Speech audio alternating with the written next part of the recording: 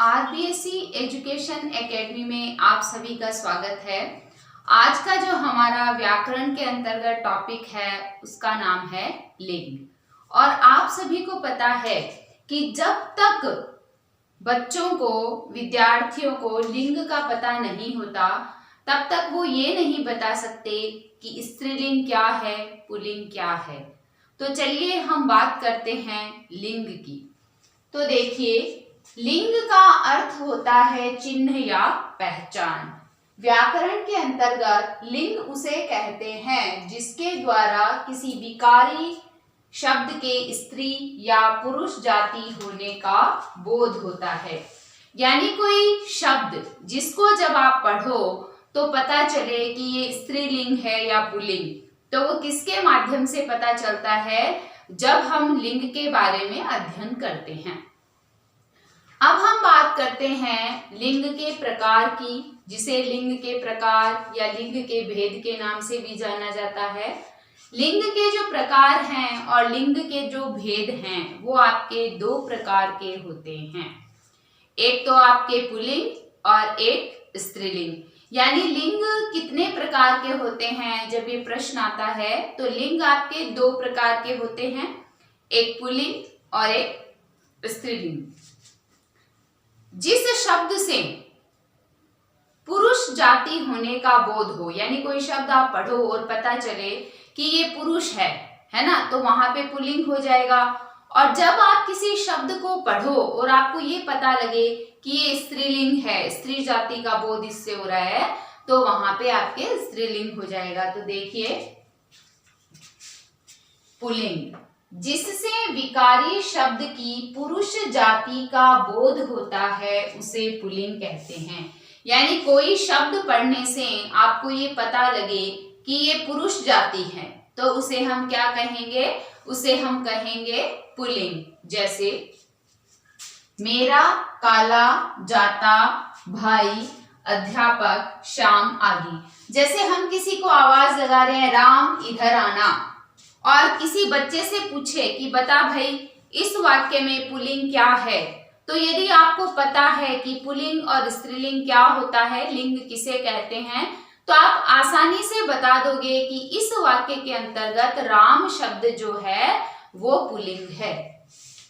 फिर देखिए स्त्रीलिंग, जिससे विकारी शब्द के स्त्री जाति का बोध होता है उसे स्त्रीलिंग कहते हैं। यानी कोई शब्द हमने पढ़ा और उस शब्द को पढ़ने से हमें पता लग गया कि ये स्त्री जाति का बोध करवा रहा है, तो वो क्या है? वो स्त्रीलिंग है। जैसे मेरी, काली, जाति, बहिन, विमला, अध्यापिका आदि। यदि आप अध्यापक लिखते हैं तो वो क्या है? पुल्लिंग है। यदि आप अध्यापिका लिखते हैं तो वह क्या है? स्त्रीलिंग है। पता कैसे चलता है? जब आप लिंग का अध्ययन करते हैं। फिर देखो, लिंग की पहचान के नियम।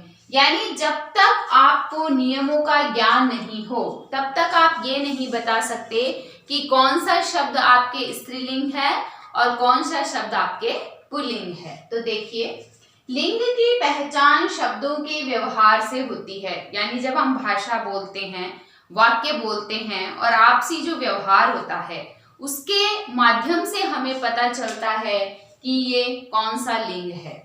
कुछ शब्द सदा पुल्लिंग रहते हैं और कुछ सदैव स्त्रीलिंग। यानी शब्दों का इस तरह से बंटवारा हुआ है कि कुछ शब्द है जो हमेशा पुल्लिंग के अंतर्गत आते हैं, कुछ शब्द है जो हमेशा स्त्रीलिंग के अंतर्गत आते हैं। तो देखिए, दिनों व महीनों के नाम पुल्लिंग होते हैं। यानी ये जो नियम है, नियम चाहे व्याकरण का हो, चाहे मैथ का हो, चाहे साइंस का हो, किसी भी विषय के नियम हो, नियम आपको याद करने पड़ते हैं। तो नियमों के अंतर्गत पहला हम याद करेंगे, दिनों व महीनों के नाम पुल्लिंग होते हैं। हमेशा याद रखेंगे कि दिन का नाम आए चाहे महीने का नाम आए, वो आपके क्या होगा? वो आपके हमेशा पुल्लिंग होगा। जैसे सोमवार है, हिंदी महीने का नाम चैत्र है या अगस्त है। फिर है पर्वतों एवं पेड़ों के नाम पुल्लिंग होते हैं। यानी जितने भी पर्वत है, पेड़ है, उन सब के नाम क्या होते हैं, हमेशा ही पुल्लिंग होंगे। जैसे हिमालय, बबूल, ये मैंने लिए हैं दो नाम, नीम भी है, अरावली भी है। जितने भी पर्वतों और पेड़ों के नाम हैं वो सारे आपके पुल्लिंग होंगे। फिर हम बात करते हैं तीसरे नियम की। तीसरा नियम देखिए, अनाजों एवं कुछ द्रव्य पदार्थों के नाम पुल्लिंग होते हैं। यानी जितने भी अनाज हैं या कुछ द्रव्य पदार्थ हैं जिनको आपको पढ़ने से लगता है कि ये पुल्लिंग है, तो वो आपके पुल्लिंग के अंतर्गत आते हैं, जैसे घी, चावल आदि। आगे देखिए, ग्रहों एवं रत्नों के नाम पुल्लिंग होते हैं। यानी जितने भी ग्रह हैं और रत्न हैं उन सब के नाम हमेशा क्या होते हैं, पुल्लिंग होते हैं। जैसे सूर्य, चंद्र, पन्ना, हीरा आदि। फिर देखिए, अंगों के नाम, देवताओं के नाम पुल्लिंग होते हैं। यानी हमारे शरीर के जो अंग हैं और देवताओं के जो नाम है वो सदैव क्या होते हैं, पुल्लिंग होते हैं। जैसे कान, हाथ, सिर, इंद्र, वरुण आदि। अपने छठा नियम देखिए, कुछ धातुओं के समय सूचक नाम पुल्लिंग होते हैं। यानी कुछ तो धातुएं और कुछ समय सूचक नाम वो हमेशा आपके क्या होते हैं, पुल्लिंग होते हैं। जैसे सोना, तांबा, क्षण, घंटा आदि।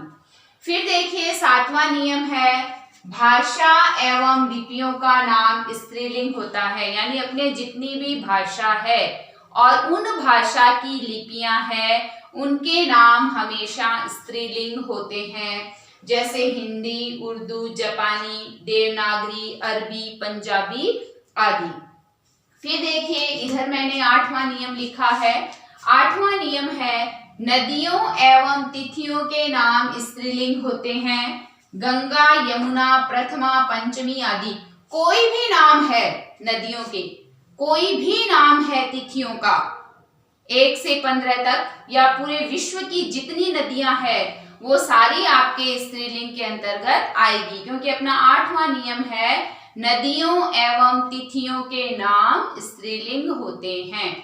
फिर देखिए, लताओं के नाम स्त्रीलिंग होते हैं। यानी जो लताएं हैं, जितनी भी लताएं हैं उन सब के नाम आपके क्या है, स्त्रीलिंग के अंतर्गत आते हैं। इसमें मैंने मालती, अमरवेल लिखा है, और भी बहुत सी लताओं के नाम हैं, वो हमेशा ही आपके किस में आएंगे, स्त्रीलिंग में आएंगे। फिर देखिए, लिंग परिवर्तन। यानी जब हम लिंग की पहचान कर लेते हैं, लिंग क्या है, कितने प्रकार के होते हैं, लिंग का जो नियम है वो क्या है, तो हम अब बात करते हैं लिंग परिवर्तन की, कि आप लिंग परिवर्तन किस प्रकार कर सकते हैं। जैसे ए दिया हुआ हो और उसको आ में बदल देते हैं तो आपके लिंग में परिवर्तन आ जाता है। जैसे छात्र है तो छात्र नाम को पढ़ते ही, शब्द को पढ़ते ही आपको पता लग गया कि ये पुरुष जाति का बोध करवा रहा है। जब आप इसमें आ लगा देंगे तो बनेगा छात्रा, और जब आप छात्रा शब्द पढ़ोगे तो आपको पता लग जाएगा कि ये स्त्रीलिंग है। फिर है ए को बड़ी ई बनाकर, जैसे देव, देवी। आ को ई बनाकर, यानी आप इनको याद रखोगे तभी ये याद रहेंगे कि किस प्रकार हम लिंग परिवर्तन कर सकते हैं। जैसे नाना, नानी, काका, काकी, है ना, चाचा, चाची, इस तरीके से। फिर आ को ईया बनाकर, जैसे बूढ़ा है, बूढ़ा में जब ईया लगाएंगे तो बन जाएगा बुढ़िया। उसके बाद में देखो, अक को इका, यानी अक शब्द आया है, कोई शब्द पढ़ते हो और उसका अंतिम शब्द जो है वो अक है, शब्दांश जो है वो अक है, तो इसको इका में परिवर्तित करके, जैसे बालक, बालिका। फिर है आनी प्रत्यय लगाकर, जैसे देवर है, तो देवर में जब हम आनी प्रत्यय लगाएंगे तो वो क्या बनेगा, देवरानी। तो देवर आपके पुल्लिंग है, देवरानी आपके स्त्रीलिंग है। फिर देखो भव, भव जो है वो क्या है, संसार है ना, वो पुल्लिंग है। जब इसमें आनी लगा देंगे तो वो बनेगा भवानी।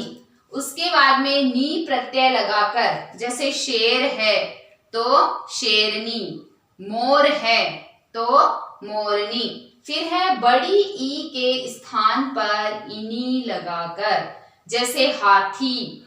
जब हम हाथी शब्द पढ़ते हैं तो हाथी में थी जो है वो बड़ी ई है, और जब हम इसमें इनी लगाएंगे तो बन जाएगा हथीनी। फिर है इन प्रत्यय लगाकर, तो माली शब्द है और माली में जब हम इन लगाएंगे तो बन जाएगा मालिन। फिर है आइन। आइन को हम जैसे चौधरी है और चौधरी शब्द में आइन लगाएंगे तो बन जाएगा चौधराइन। उसके बाद में है मान के स्थान पर मति, यानी कोई भी शब्द है मान है, जैसे श्रीमान है तो उस मान की जगह जब हम मति लगा देंगे तो वो स्त्रीलिंग बन जाएगा, यानी श्रीमान है वो आपके पुल्लिंग है और श्रीमती जो है वो स्त्रीलिंग है।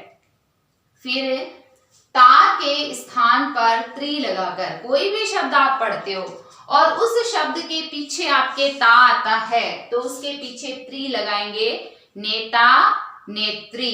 फिर देखो मादा शब्द लगाकर, जैसे खरगोश है तो खरगोश के आगे मादा लगा देंगे तो मादा खरगोश हो जाएगा। खरगोश जो है वो पुल्लिंग जाति का बोध कराता है और मादा खरगोश है वो आपके स्त्रीलिंग जाति का बोध कराता है। तो देखो आज हमने लिंग का अध्ययन किया। अपने व्याकरण का जो टॉपिक है लिंग, वह भी बहुत ही महत्वपूर्ण है, क्योंकि इसके माध्यम से ही हमें पता चलता है कि स्त्रीलिंग क्या है, पुल्लिंग क्या है, कौन सा शब्द आपके स्त्रीलिंग के अंतर्गत आता है, कौन सा शब्द आपके पुल्लिंग के अंतर्गत आता है।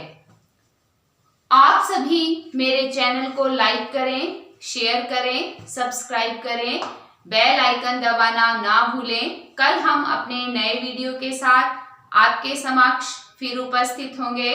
तब तक के लिए धन्यवाद।